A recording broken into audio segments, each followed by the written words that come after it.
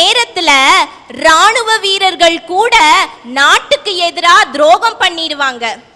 சில நேரத்துல ஆசிரியர்கள் கூட கடமை தவறி மாணவர்களுக்கு எதிராக நடந்துருவாங்க. சில நேரத்துல சமுதாய தொண்டர்கள் கூட சுயநலமா நினைச்சு தவறுகளை செஞ்சிருவாங்க. ஆனா என்னைக்காவது பெத்தவங்க பிள்ளைங்களுக்கு எதிராக துரோகம் நினைச்சு பார்த்திருப்பாங்களா சார்? பெத்தவங்க அவங்களுக்கு தான் சார் இதயத்துல முதலிடம் கொடுக்கணும். சார், பணம், பொருள், நகை இதையெல்லாம் பொக்கிஷத்தை போல பாதுகாக்காதீங்க.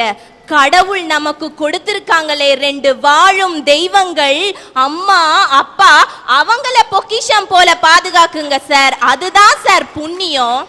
உலகத்திலேயே அழகான சொல் என்னன்னு பார்த்தீங்கன்னா அம்மாங்கிற சொல் தான் சார்.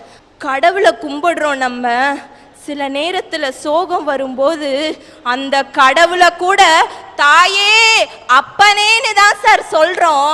அவ்வளோ புனிதமானது சார் அம்மா அப்பான்னு தலைப்பில் கூட கொடுத்துருக்கீங்க. எல்லாத்தையும் ஆசிரியர்கள் வழிகாட்டின்னு கொடுத்தீங்க, இராணுவ வீரர்கள்னு தலைப்பில் கொடுத்தீங்க, 3வதா கண்ட தெய்வங்கள்னு தலைப்பில் கூட கொடுத்துருக்கீங்களே சார். அவ்வளவு புனிதமானது சார் அம்மா அப்பாங்கிற உறவு. சார், பெற்றோர்கள் கண்கண்ட தெய்வங்கள் தான் ஒத்துக்கிறேன். நான் அதில் வேறு கருத்து சொல்கிறதில்ல சார். ஆனால் இன்றைய காலத்தில் ஏபிசிடியும் ஆத்திச்சூடியும் சொல்லி கொடுக்க வேண்டிய பெற்றவர்கள் மன்மதராசா பாட்டு போட்டா குழந்தை எழுந்து நிக்கிறதுக்கு முன்னாடியே ஆட கற்றுக் கொடுக்குறாங்களேங்க சார். அந்த பெற்றவர்களை நீங்கள் என்ன பண்ணுவீங்க?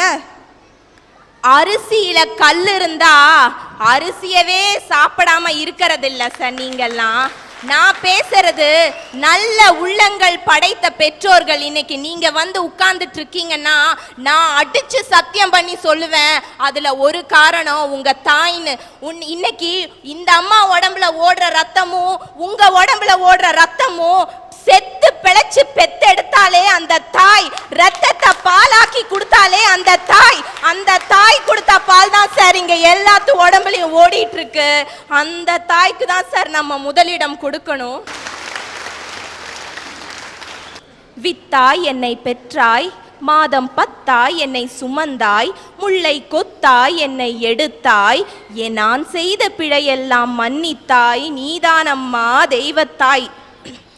சார், எங்கள் அம்மா அப்பா திருமணமான புதுசில் ரொம்ப கஷ்டப்பட்டாங்க சார். அந்த சமயத்தில் அவங்களுக்கு என்ன கஷ்டம் இருந்தாலும் நான் படிக்க வேணும்னு நினைக்கிறதெல்லாம் எனக்கு படிப்பு கொடுத்தாங்க சார். என்னென்னலாம் ஆசைப்படுறனோ அதெல்லாம் எனக்கு செஞ்சாங்க சார். எனக்கு தெரிஞ்ச நாள்லேருந்து அவங்களுக்குன்னு சந்தோஷம்னு எதையுமே தேடாமல் என் சந்தோஷம்தான் முக்கியம்னு வாழ்ந்துட்டு இருந்தாங்க சார். 12ஆம் வகுப்பு முடித்தேன். எனக்கு நான் சின்ன வயசுலேருந்து நான் மருத்துவராகணும்னு நான் ஆசைப்பட்டேன் சார். ஆனால் என்னால் மருத்துவராக முடியல. ஏன்னா எனக்கு சீட்டு கிடைக்கல. நான் பயோடெக்னாலஜி எனக்கு சீட்டு கிடைச்சிச்சு. மெரிட் சீட்டாக இருந்தால் கூட 40,000 ரூபாய் நாங்கள் கட்ட வேண்டிய சூழ்நிலை. அப்போ கூட அம்மா அப்பா ரொம்ப கஷ்டப்பட்டு தான் கட்டிட்டு இருந்தாங்க. பயோடெக்னாலஜி முடிச்சதும் எனக்கு கேம்பஸ் இன்டர்வியூவில் ஒரு வேலை கிடைச்சிச்சு. அந்த வேலை கிடைக்கும் போது எங்கள் அம்மா கேட்டாங்க வேலைக்கு போறியான்னு. அப்போ நான் அழுதேன் சார். நான் என்ன தெரியுமான்னு, அம்மா என்னால் மருத்துவராக முடியலையேம்மான்னு அழுதேன் சார்.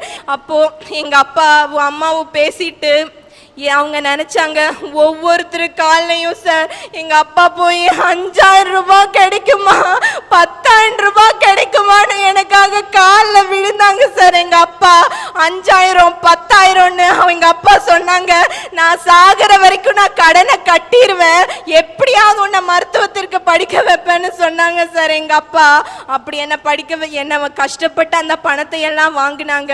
வாங்கி போய் ஒரு மருத்துவ கல்லூரியில போய் என்ன சேர்த்தாங்க சார். மருத்துவ கல்லூரியில் சேர்த்துட்டு நாங்கள் திரும்பி வரும்போது அவங்க சொன்னாங்க நீங்கள் போங்க அட்மிஷன் கார்டு வந்துரும்னு சொல்லி.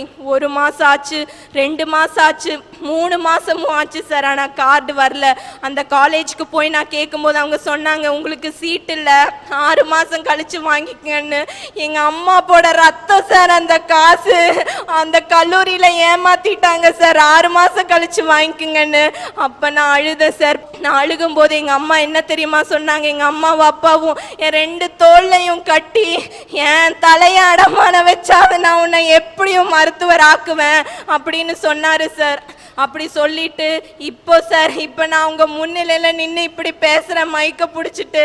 நான் இப்போ மருத்துவக் கல்லூரியில படிக்கிறேன் சார், 2வது ஆண்டு முடிச்சிட்டேன் சார். எங்க அப்பா அம்மாவோட கண்ணீர் தான் சார் அது. எங்க அப்பா அம்மாவோட கண்ணீரும் அவங்க ரத்தமும் தான் சார் என்னை படிக்க வச்சுச்சு. இப்போ உங்க முன்னாடி நான் நின்றுட்டு இருக்கேன் சார். ஒரு நாள் நான் அட்மிட் ஆகியிருந்தேன் சார். நான் அப்போ டாக்டர் சொல்லிட்டாங்க ரொம்ப சீரியஸ் இந்த பொண்ணுன்னு சொல்லிட்டாங்க. அப்போது நீங்கள் பக்கத்தில் என்னை பார்த்தா என்னன்னு சார் சொல்லுவீங்க? நீ நலமாகணும், நீ நலம், கடவுளே காப்பாத்துன்னு சொல்லுவீங்க. அத கேட்ட உடனே எங்க அப்பா அதே இடத்துல முட்டிங்கால் போட்டு, ஐயோ கடவுளே ஏன் உயிரை எடுத்துக்கோ, ஏன் பிள்ளைக்கு உயிர் கொடுன்னு சொன்னாரே அந்த தந்தை உள்ளம், அதுதாங்க சிறந்தது, அதுதாங்க சிறந்தது.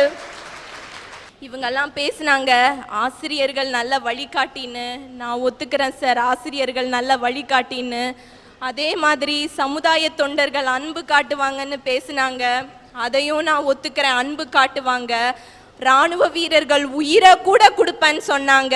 ஆனா இந்த 3ஐயும் ஒரே நேரத்துல உன்னை பெத்தெடுத்து உனக்கு அன்பு காட்டி உனக்கு இதுதான் ஆசிரியர்னு வழிகாட்டி கடைசியில உனக்காக உயிரையும் கொடுக்க துணிவாளே அந்த தாய், அந்த அவங்களுக்கு தான் சார் நம்ம இடத்துல முதலிடம் கொடுக்கணும்.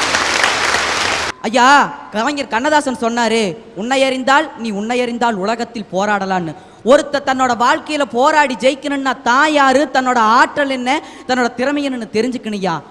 வாத்தியார் அடிக்கிறாருன்னு சொல்றீங்களே, வாத்தியாருக்கு பசங்களுக்கு என்ன 3 சென்மத்து பகையா, இல்ல பரம்பரை விரோதமா, பங்காளி சண்டை, இல்ல பக்கத்து வீட்டு தண்ணி பிரச்சனையா? ஐயா, நீ தப்பு செய்யற, உன்னை திருத்த அடிக்கிறாரியா.